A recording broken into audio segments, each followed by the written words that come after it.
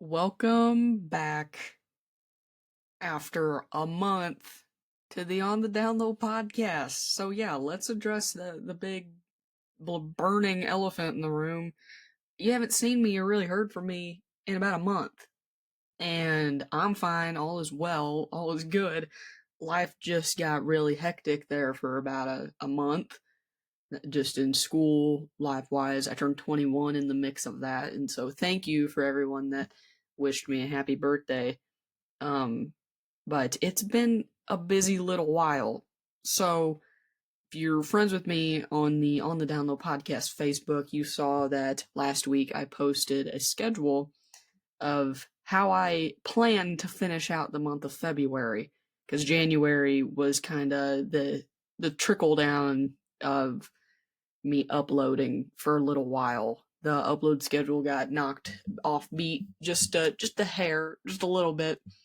So I'm gonna pick that back up, and we're gonna make the best of February that we can with the time that we have left.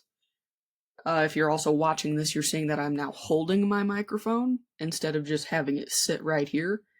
That is because I move around entirely too much whenever I'm recording, so if I lean way back or I get way too close, it kind of screws with the audio a little bit. So if I'm hoping that if I just keep it in my hand near my mouth at a good distance, it'll make everything a little more equal. Again, I don't know if this is going to work. I'm also thinking about getting one of those bracket arms that you can like attach to a desk and it swivels down and you can like move it around. Because you can get those for like $20 on Amazon. Didn't know that. The more you know. But today, as I mentioned, if you're friends with me on Facebook, if not, please, I'm not begging you, but if you would like to, this is me trying to sound nonchalant, go friend me on Facebook on the Download Podcast, and you will see all of the things that I'm going to talk about before the recording or the notes process even begins. So, if you saw the schedule, if you've done your homework, you will see that today we are talking about vanity and pride and self-centered nature of not only younger generations, all generations, everyone that inhabits this earth right now. We all got some vanity problems. Whether you want to admit it or not. Okay, if you can't admit it, that's a pride issue. Oh, don't worry, we're going to talk about that today. So if you haven't noticed by the title of this episode is, did y'all forget that vanity is a sin? And so that's what we're going to talk about. But before we get even further into that, I want to get a little in the weeds for a second. And I want to tell you some about what I've been doing. Like I mentioned, school has been murdering me. Just not completely, but it's not a super class heavy semester, but the classes I am taking are very heavy. So, if that makes any sense, they're just very assignment and lab forward classes, and it just takes a lot more time getting towards the end of my degree, so everything is starting to look like that. Not complaining. It is a privilege and a blessing to be able to be stressed about the things that I get to be stressed about on a weekly basis. As strange as that may sound, but it is a huge honor to be able to study what I love, what I'm passionate about, do things like this, worry about getting notes done in time. It's really a not so hidden blessing and something that I'm very grateful for, and all the people that continue to listen to this on whatever platform it may be. And it makes me so happy whenever I hear from anybody, whether I talk to you on a weekly basis or I don't really talk to you at all, saying, hey, I listened to your podcast and, I like this and X, Y, and Z. That makes me happy. So, to all you that continue to do that and continue to not pump air in my tires, but to continue pushing me forward down this path, I say thank you. So, but one of the things I got to do in the month I was gone is I spent a day shadowing State Representative John Hukin at the Missouri State Capitol. And that was a really, really cool experience. And you were probably like, Emily, I thought you're studying engineering. Yeah, I am. But one thing I had always thought, and it was proven after spending a day around the amazing people that represent our state for even just a work day, is they all come from different backgrounds.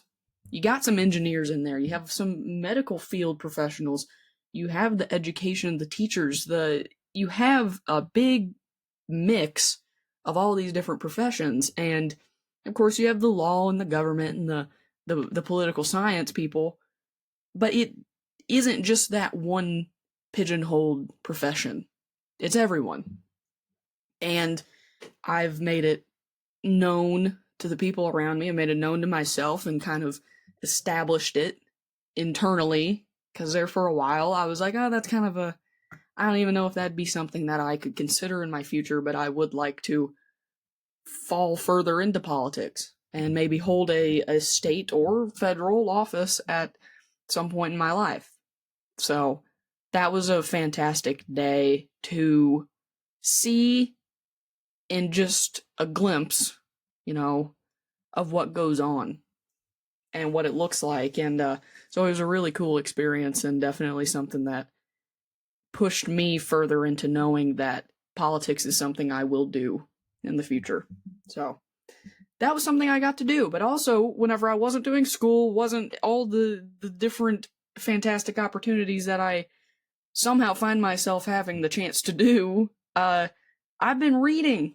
And I know last time I did an update of what I was doing, reading at that time, it was about The President's Man and The President is Missing, which is two historical, one fiction and one nonfiction book.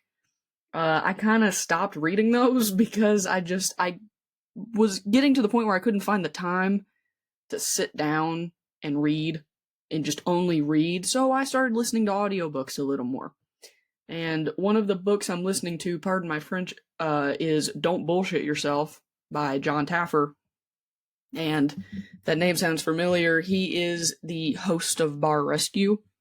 And John Taffer is definitely someone that, I've never met him. He doesn't know I exist. But I definitely see him as a mentor, as an aspiration. And probably thinking, Emily, oh, that guy that's always yelling and berating people on Bar Rescue and throwing food and drinks, you look up to that? Okay, well, if you only know him from that, then you've obviously only watched the highlight reels on YouTube. But if you watch the episodes all seasons, especially in the later seasons, he is a very, very smart man. And not only with business and with money and making teams work, but also so emotionally intelligent. And he has found this line, and he talks about it a lot in this book. There is a line between being assertive and overbearing. And you have to ride that line down the middle. And he's perfected that over the years, and that's something that I want to perfect.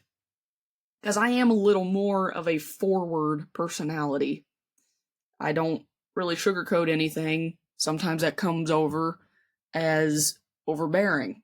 So that is something that I aspire to be like, a quality that I see in John that I want to incorporate in my own life. So it's a great book, and I feel like listening to it makes it a little more personal, rather than sitting down and just reading it and kind of forgetting everything, because it's almost like that conversation is being had with you. So I definitely recommend reading or listening to that book. So, and we'll touch on some of the messages in that book today, in what we're talking about. It's not a big portion, but it is a portion of the conversation that we will dive into soon. So, as said in the title of that book, he talks about excuses. And that's a falter of humanity. We will forever be held and pinned by excuses. So if you can't look at yourself in the mirror, physically or metaphorically, and realize that you're making excuses for a majority of the problems plaguing your life right now. It often means you're afraid of conflict in some way. You are afraid of deviating from the paths that have been set before you. And I will dive into that a little deeper in the way that I interpret that in my life and some others that I see around me. We'll dive into that later, but that is something that he talks pretty heavy-handedly about in this book, and it really does set your mind into the mindset of how you need to view your future, just laying it out there, of how you need to lay it out to change so you can become a better version of yourself, so you can become a better version of your business, whatever it is. He talks in frames of both. So, enough about books.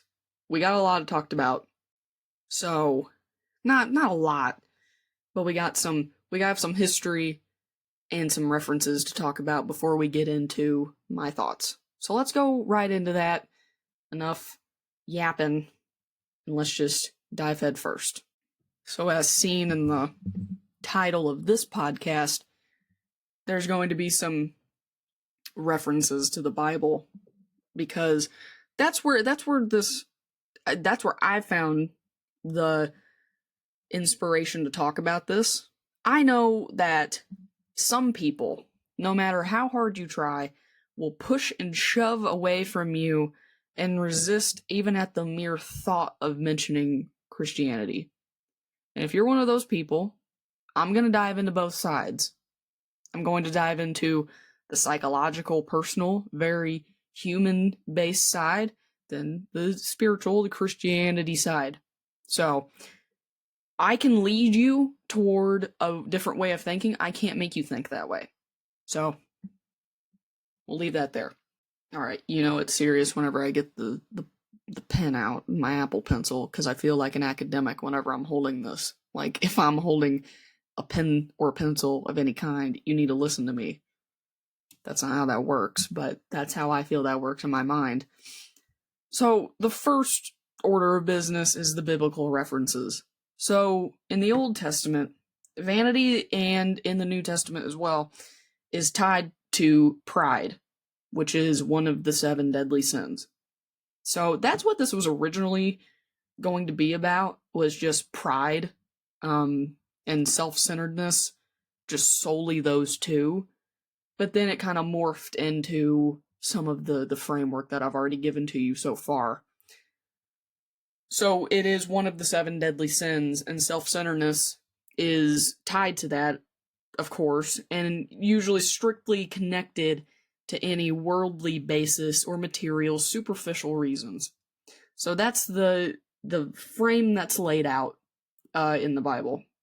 And ultimately, those who hold a self-righteous version of themselves above any type of spiritual connection, they are basically saying, in front of themselves, in front of the rest of the people they're around, that they value that personal value over any type of relationship with God. That's the cut and dry, that's what it is. And then in the New Testament, right at the beginning in the book of Matthew, in the New Testament, Jesus notably talks about and emphasizes the danger of hypocrisy and self-righteousness that takes over any type of spiritual relationship you have with God. And that's kind of referred to as a veiled inner corruption. And that's very true. Whenever you hold vanity in your pride and the personal satisfaction that you get from something that solely comes from you, and you feel that nothing else can touch that, that's inner corruption. Because you're blinded to the other things around you and how minuscule that change or that satisfaction may be in the grand scheme of things. And to add on to the point that I just made, in Matthew chapter 6, verses 1 through 6, Jesus instructs his followers to practice personal pride in secret rather than fishing for the admiration of others. And that's kind of the finish line. You can go as deep as you want to into the Bible, and it's going to keep circling back in terms of this topic, it's going to keep circling back to the basis of when you practice personal pride publicly and you're proud of it, and that's what you make the basis of your personality, you are no longer fishing for a connection to God. You're fishing for the admiration of others. That's what it is. I mean, that's point blank, that's what it is. So, in summary, hopefully you listened to me. Can't make you listen to what I just said, but I hope you did. In summary, true moral virtue comes from being authentic and having humility and not relying on public recognition. That's where I'll leave that. Period. That's it. Because there's a lot of, I can talk to you until I'm blue in the face about the ways that I believe vanity and pride and self-centeredness is a very dangerous thing, and you may not ever listen to me. Some people don't respond well to spiritual teachings, and like I said, I can lead the horse to water, I can't make it drink. So I want to leave that there as my motivation as to why I want to talk about this. And in connection with that, there is some serious psychological effects that vanity and pride, to an extreme accord, can do to your physical health. It, in the end, people, and it's tested, if you value the perspective of others and the admiration of others to an extent where you're fishing only for their recognition, that leads to some serious mental ailments. It's where you see a lot of depressive episodes. Anxiety comes from, is that need to feel sufficient for the people around you. And then it's the study shows, the typical rabbit hole that one can find themselves going down if they lead a life focused only in self-righteous nature. And it can lead to some serious physical ailments.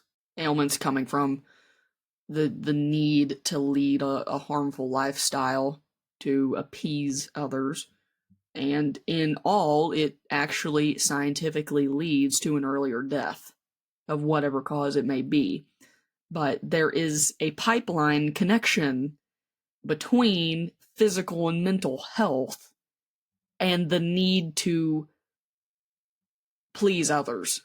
And that's something else I'll talk about too, is this will be towards the end. This will be I have a heading in my notes down to the left, that's why I keep looking down, that just says Lowe's thoughts. And then at the bottom, I talk about the people pleaser mentality and the dangers of having a guilty by association mindset. So not to keep jumping ahead, but that is where we're going. And to polish the psychological side off, there are normalized symptoms of vanity that are normalized, that are telltale signs, but as a society, I'm going to say society so many times in this episode that it probably won't even make sense by the end. As a society, we've become so numb to that we feel that it's a norm. And whenever people try to deviate from that norm, it makes them come across to some people as cowardly, and that they don't have the pride to upkeep the voice of the others around them, which is really flipped from what it should be.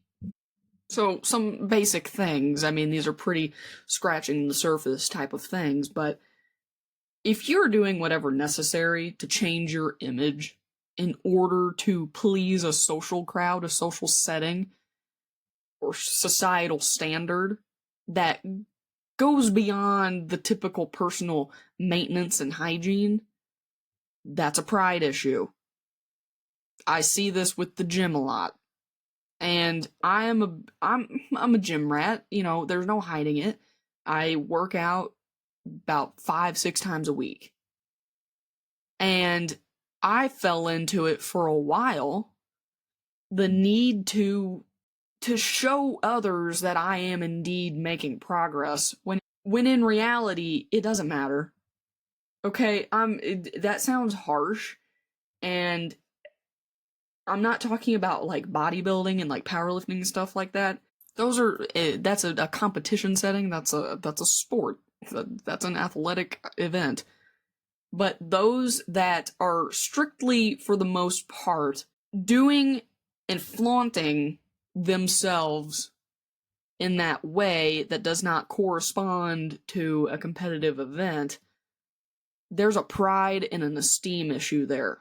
So in whole, what I'm trying to say is, those that change their physical appearance just to flaunt it to mindless viewers have esteem issues seated somewhere. Don't know where it came from.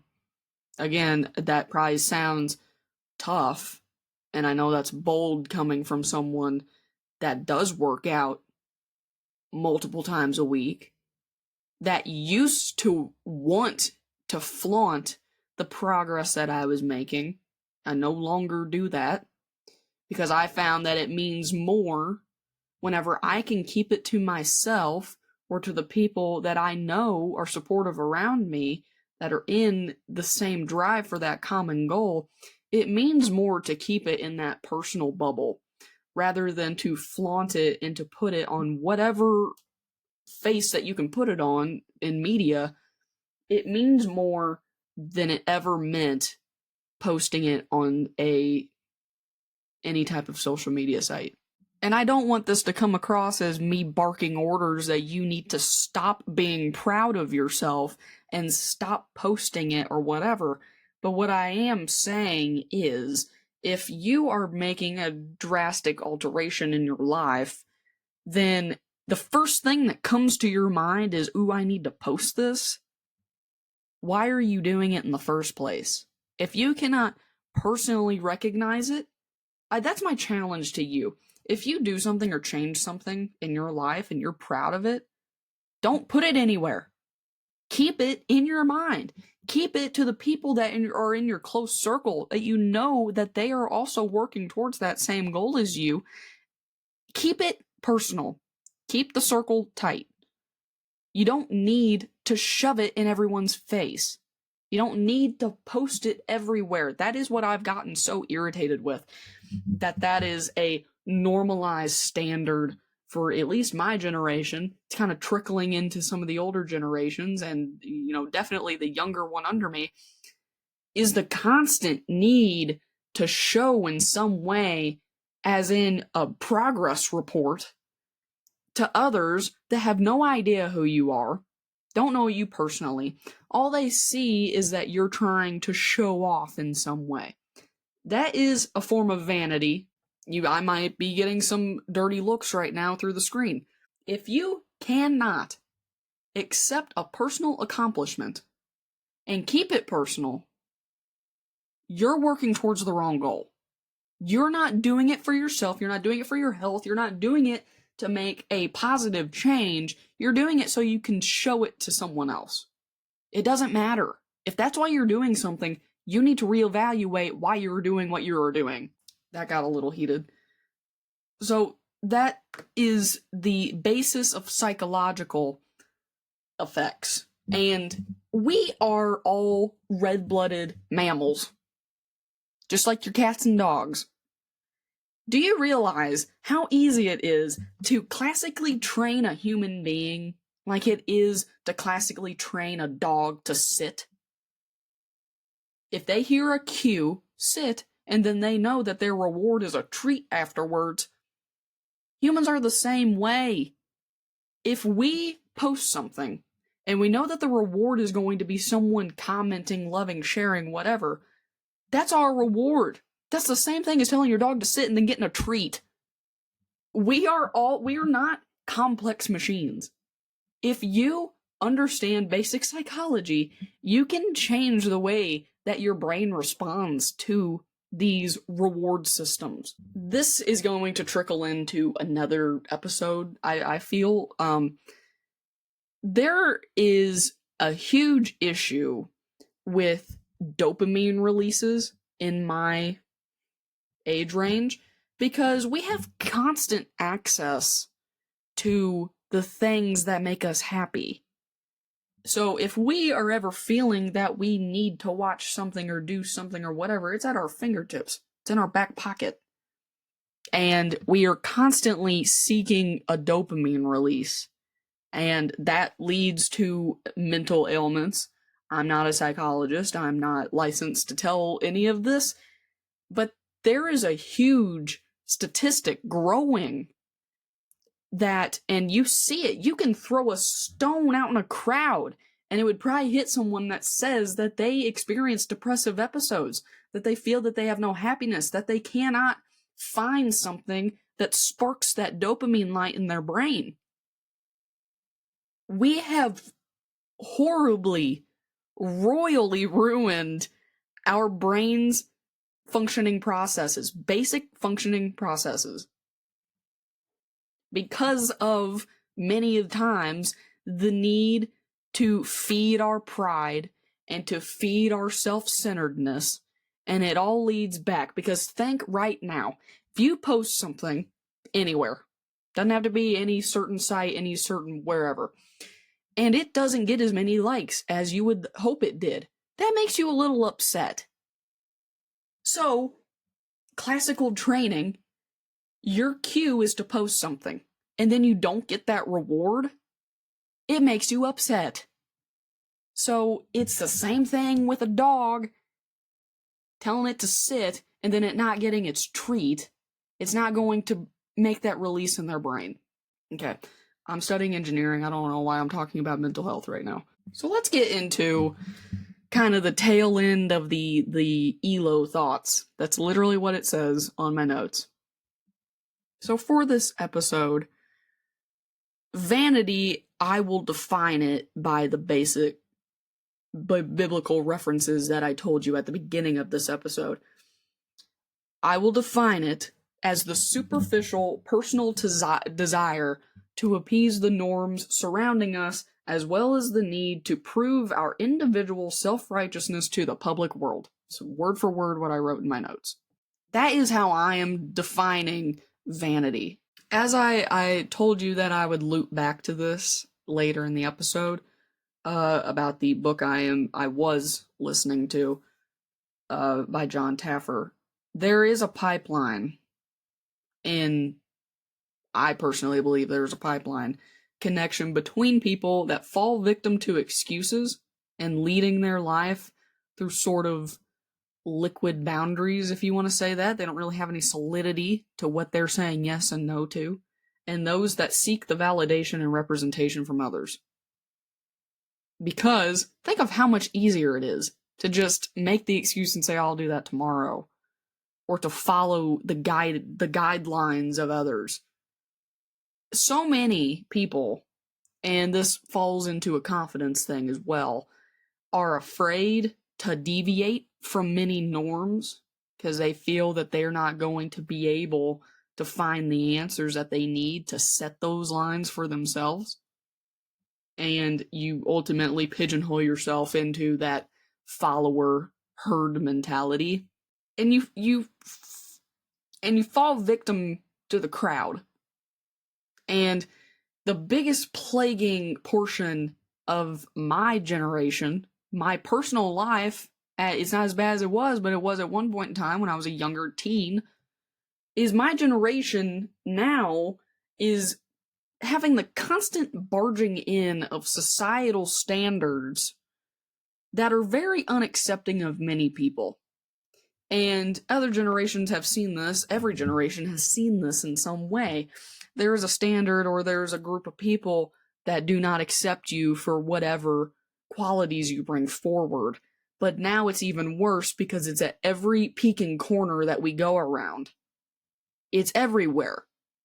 And misinformation and these harmful standards get spread faster than good news ever gets spread. You know, it's bad news spreads like wildfire, but good news travels incredibly slow. So that definitely feeds into the need to please others.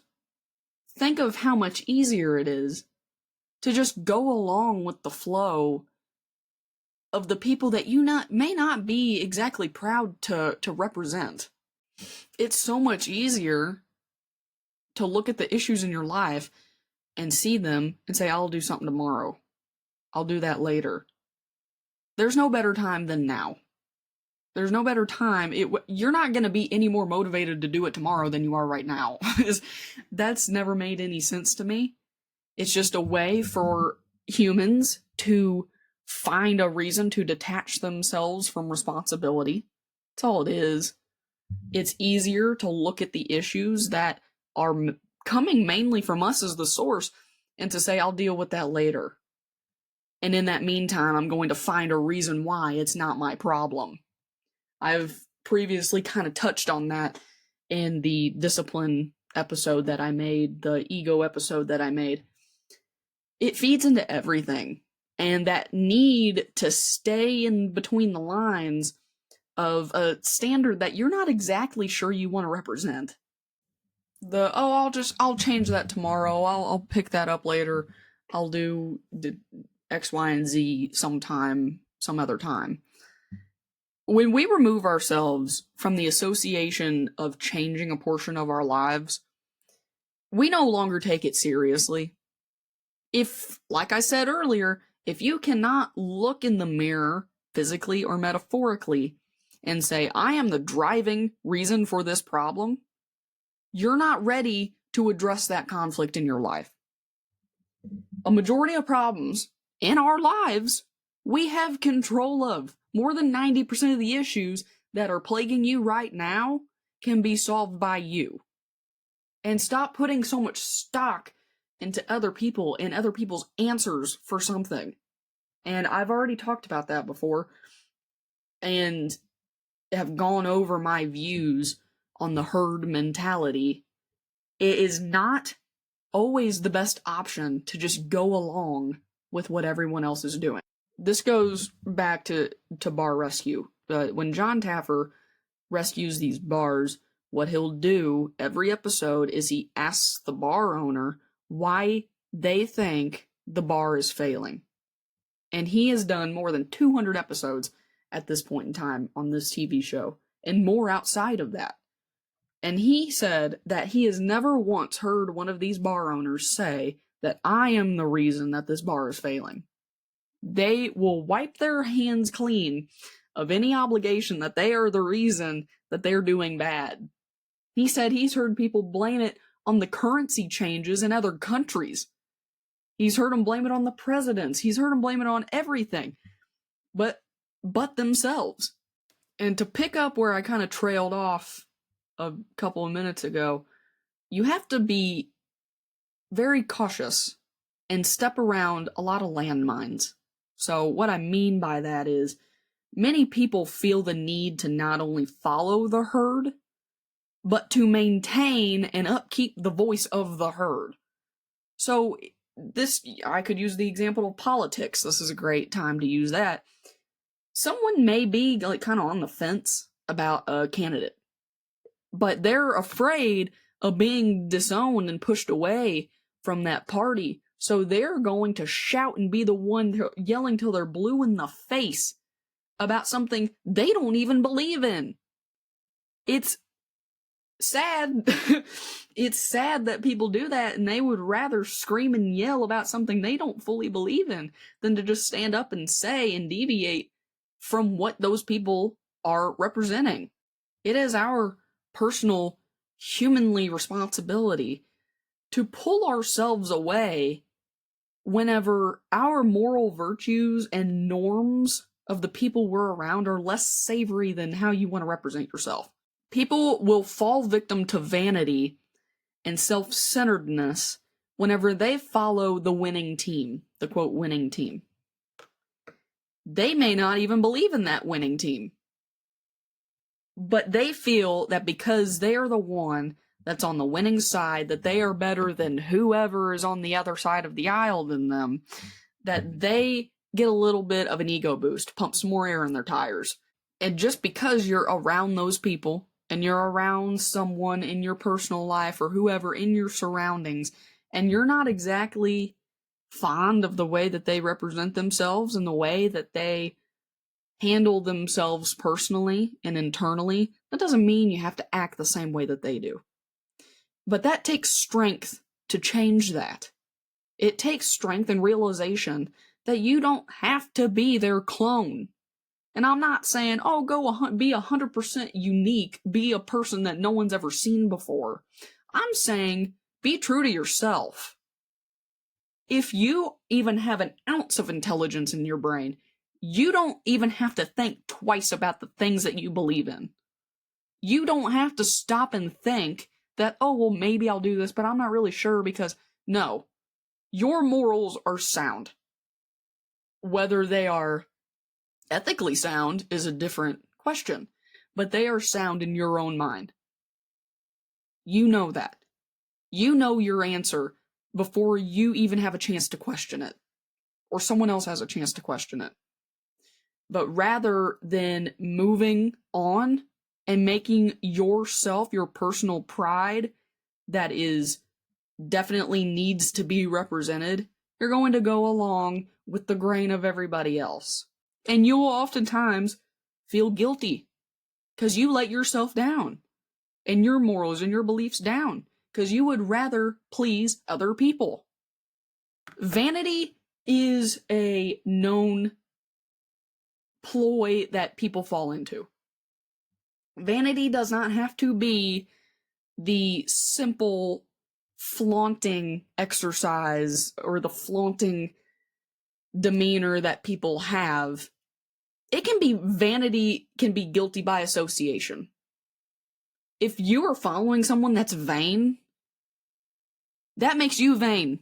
There is some serious danger in the guilty by association mindset. And I would put money on it that more than 80% of people walking this earth right now would rather remain silent than admit their moral standing on tough subjects. In fear of having to defend themselves, or in fear that they would have some adversaries against them. Let's focus on that in fear of having to defend yourself statement that I made. Think of how much easier it is to just join the winning team that has a big enough crowd that you know there's other bigger people, bigger dogs that will defend that team. It's easier to. It's easier to be the person in the background. It's easier to be the follower. I would go as far as to say vanity mindsets and the guilty by association feelings and those moral changes comes from the fear of not being able to defend themselves personally, that they may question their intelligence or their ability to stand up for what they so harshly believe in, whether they want to publicly admit it or not. Some people will adopt a vain mindset because they are afraid of trying to be the one that's the leader. Now, not everyone has to be the leader. If we were all leaders in this world, there would be a problem. There are such things as good leaders and good followers. Good leaders lead morally. They lead in a way that is just and ethical. But then there's also bad leaders and bad followers. There's a good follower mindset and there's a bad follower mindset.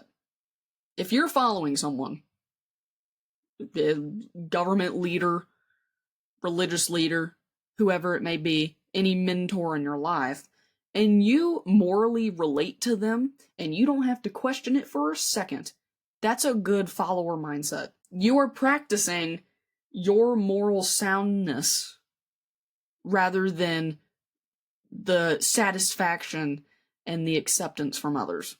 Then there's the other side of that coin. The people that just follow so they can follow. And so that they can be a part of the winning team, whether they morally believe it or not. And as referenced in the Old Testament, authenticity to your morals also feeds into being a morally sound person. If you're not really sticking to the things that you have no question about, that this is 100% what I believe, and you would rather throw that in the trash for an opportunity to flaunt and to inflate your ego, there's some personal issues that you need to come to grips with, and that involves inner conflict. Inner conflict is how things get done. You can't tiptoe around your landmine problems in your mind forever. And we're already sitting at about 45 minutes right now, so I don't want to yell for too long, but I am going to raise my voice at you for a little bit longer. This is a question. I think I'm going to start doing this at the end of podcasts, and you can answer it. You can do whatever you want to do. You can answer on Spotify, YouTube, Facebook, Instagram, wherever you want to do in the comments. So my question to you, my down low question to you is, so are you serious about becoming a well-constructed, humble version of yourself, or would you rather continue to be ineffective in your time and your discipline in order to continue down the path that was lazily guided before you? Now, that was a lot of words, but that's exactly what I wrote down. Would you rather take the easy way out? Or would you rather start following your morals correctly? Stop questioning the things that you believe in. Stop making yourself feel guilty because you would rather please others and follow a vain mindset. Be true to yourself. Be authentic. Have some humility. Follow the things and follow the people that are morally sound as you believe that you are. So are you willing to claim responsibility of the problems that are caused by the conceited half of human nature? Don't act like you don't have a conceited half of your humanity. We all do. We're all conceited. We all feed into it sometimes, some more than others. Are you willing to take responsibility for those problems? I mean, it's a yes or no, and if you say no, then that's when the follow-up questions come. And that first follow-up question is, what can I do different? And I've seen so many people. I've seen people around me. I've seen students. I've seen everything. I've seen full-grown adults do this. Is some people fear from others the possibility, big or small, of being told no. And there's that old saying of, well, yeah, the worst thing someone could say is no. You know, that's it. And so the worst thing they can say is no. But some people take that as, yeah, that is the absolute worst thing they could say is no. And where that feeds into with what I was saying about students and some people just in the community I'm around, when we're told no about something, the first question we tend to ask is, well, why did they say no? Like, what's wrong with them? Why did they decline me from whatever thing that I was asking about? Rather than asking, what can I do to change their answer to yes, or whatever the desired outcome was? What can I do differently? What did I not do in the first place that I need to do to make them see my side? No one asked themselves that. No one asked themselves, what can I change? It's always immediately, no, they did something wrong, they need to change. Look in the mirror and say, I am the reason why things are not working. What am I going to do to fix it? What needs to change? Nothing changes if nothing changes. You're going to keep building the same house if you have the same bricks. So, I'm going to stop yelling at you now. But I hope that this was something that you can take into your lives and listen to, because this isn't an important portion of humanity. Some refuse to accept it. Some are coming to grips with it. It's uncomfortable. It's hard to accept it. But you need to. As I said, nothing changes if nothing changes. So, I'm going to leave it here. I feel like that was a pretty good conversation. So, I would love to hear some answers to that question I asked at the end. The down low question. So that may be something I start posting after an episode goes live, so I can hear the comments of how you interpret the things that I'm talking about. Put polls up; those are usually pretty good. But that is all I have for you. I feel that this was, like I said, a good conversation, something that had been kind of sitting on my mind for a little bit, and I wanted to talk about it. And I am back. I'm going to be a little more vocal as the months go on, and we'll roll with the punches. You know, I've said it before, and I'll continue to say it.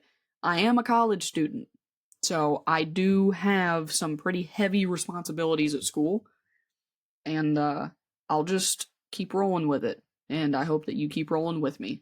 So, if you don't follow me on the socials, on the Download Pod on Instagram and on the Download Podcast on Facebook, and if you're watching this on YouTube, check it out on Spotify. And if you're listening on Spotify, go check it out on YouTube and see my face, not just listen to me. But thank you for listening. And thank you for coming back. And until next time, y'all take care.